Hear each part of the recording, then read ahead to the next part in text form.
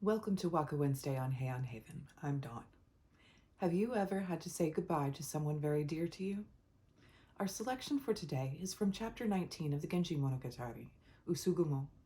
I've transcribed the text of the poems from each of our translators in the description down below. Let's set the stage. Genji has come to Oi to fetch his daughter. The Akashi lady carries her to the carriage, and the excited child climbs in, urging her mother to join her. The lady composes this poem. Now that I am torn from my little seedling pine and her years ahead, when shall I with my own eyes see her as a mighty tree? That was Tyler's translation. This poem is quite straightforward. The seedling pine, often an allusion for a child, is in fact referring to her little girl.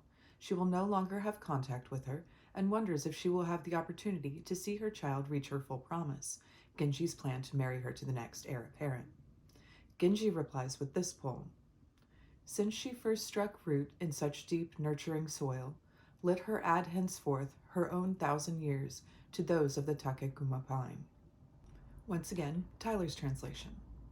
Let's explore what the translators had to say in their footnotes. I'll go in order of publication. Seidenstecker's footnote about the pines of Takekuma says, twin pines often mentioned in poetry. It is doubtful where they grew, though it is thought to have been somewhere in northeastern Japan.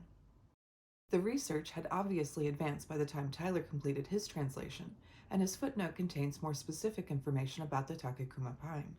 Tyler writes, the Takekuma pine, which grew near the government outpost in the far northern province of Mutsu, according to Goshuishu 1041 by Tachibana no Suemichi. A single pine with twin trunks, Aoi no Mutsu, a happy emblem of conjugal felicity.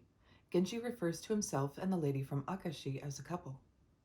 I found this interpretation a little odd, as I did not think Genji was referring to himself and the Akashi lady, but to himself and Murasaki, who were now going to bring up the little girl at Nijo. Washburn's footnote supports this. Because the pine of Takekuma, which grew in the northern province of Mutsu, had two trunks growing together, it was a symbol for those serving far from the capital of marital fidelity and good fortune. Though the poem praises the Akashi lady for raising the child, the pine of Takekuma refers to Genji and Murasaki. For maybe the second time in 19 chapters, I believe Washburn was right and Tyler was not. What do you think? And now for my Tanka inspired by the selection. I want to see the famed Takekuma pine the poet describes. Leave offerings for secrets to a long-lasting marriage. What has inspired you this week? Share your poem in the comments below. Thank you for watching. Subscribe if you'd like to explore the Heian period of Japan with me through poetry.